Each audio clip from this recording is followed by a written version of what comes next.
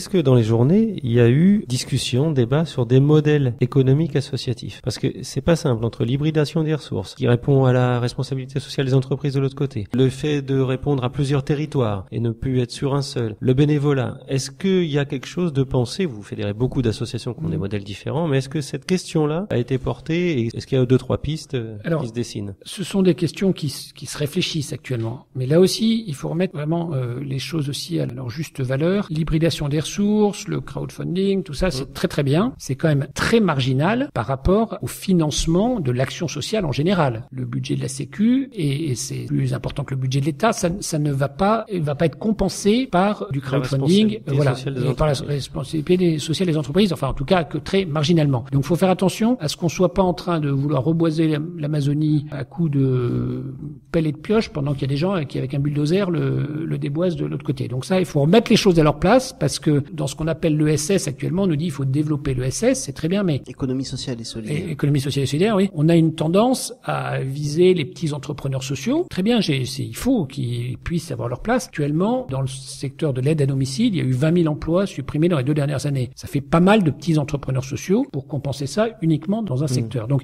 il faut repenser. Mais par ailleurs, c'est vrai que sur la partie innovation, il est important et peut-être de revenir aux sources. Et effectivement, les gens qui ont innové à l'origine, ce sont essentiellement avec de la mobilisation de mécènes, avec de la mobilisation de bénévolat et qui ont inventé des choses.